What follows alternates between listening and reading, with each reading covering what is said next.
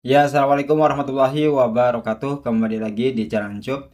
Oke, pada kesempatan kali ini saya akan coba untuk berbagi pengalaman saya ketika saya meminjam di aplikasi Samir ya teman. Jadi di sini saya akan coba bahas keuntungan dan kerugian kita mengajukan pinjaman di Samir ya teman. Nah, jadi di aplikasi Samir ini saya gunakan ketika ada kebutuhan yang mendesak saja teman ya, supaya tidak terjadi gagal bayar ya teman. Terus di aplikasi Samir ini teman untuk limit di setiap akun itu berbeda-beda ya saat kita mengajukan pinjaman. Nah, di akun saya itu saya pertama kali mendaftar dikasih limit sebesar 1.500.000 dan keesokan harinya teman saya mendapatkan kenaikan limit ya sebesar 1.500.000 lagi dan total semuanya itu 3 juta ya.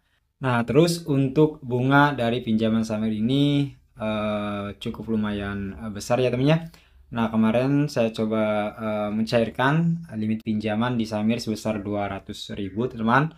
Dan untuk total yang harus saya bayar itu semuanya 216.000 dengan tenor 60 hari ya. Tapi di sini kenapa bunganya kecil ya? Karena memang untuk pencairannya itu di nominal yang kecil ya. Tapi kalau misalkan kita mencairkan di nominal yang besar itu biasanya bunganya juga besar ya teman. Dan ketika pertama kali mencairkan pinjaman di Samer ini saya dikasih tenor yaitu 60 hari ya teman ya. Tapi biasanya ini untuk pinjaman di awal saja ya. Tapi kita akan coba cek lagi untuk tenor yang terbaru teman.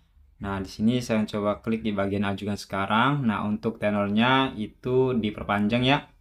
Mulai dari 120 hari sampai 150 hari ya teman ya. Tapi biasanya untuk setiap akun itu berbeda-beda ya untuk tenor dan limitnya ya teman. Jadi kalian coba cek saja secara manual untuk tenor dan limit pinjaman kali itu dikasih berapa ya teman ya. Terus berikutnya teman-teman kalau misalkan kita telat saat membayar tagihannya. Nah, nanti akan ada yang menelpon ke nomor kita ya teman ya. Nah, yang menelpon itu dari pihak Samir, tapi biasanya yang menelpon itu robot ya. Tapi ada juga kok DC yang menelpon, tapi untuk DC ini tidak akan datang ke rumah, tapi disuruh membayar tagihan saja ya teman ya.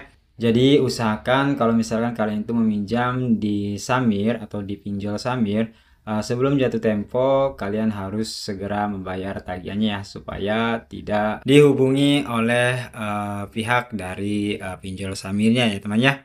Nah, kalau misalkan kita telat jatuh tempo, nanti akan ada nomor handphone yang selalu menghubungi ke nomor kita ya. Itu mengganggu sekali teman ya. Dan di sini saya akan coba untuk mencairkan pinjaman di Samir ya. Dan ini sebagai contoh saja teman ya. Nah, di sini saya akan coba untuk mencairkan di nominal 3 juta dengan tenor 150 hari ya teman.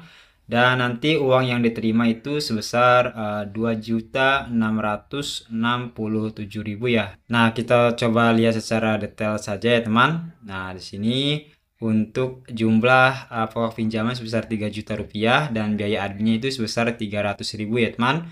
Dan PPN 11% yaitu 32.000. Untuk suku bunga pinjaman yaitu 0,23% per harinya. Jadi untuk hari Minggu itu tetap dihitung teman ya. Nah, jadi untuk total bunga keseluruhan itu 1.050.000 ya.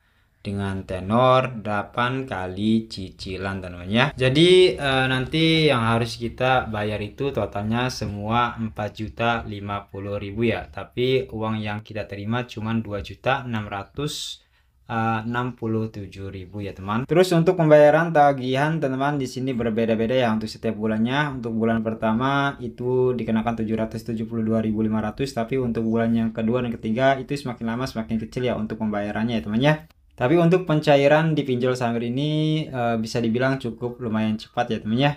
Nah, tidak membutuhkan waktu lama untuk pencairan. Dia itu menunggu beberapa menit saja atau beberapa detik saja untuk saldo langsung dikirim ke rekening bank kita ya teman. Nah, jadi seperti itu temennya untuk review atau pengalaman saya ketika saya mengajukan pinjol di Samir ya.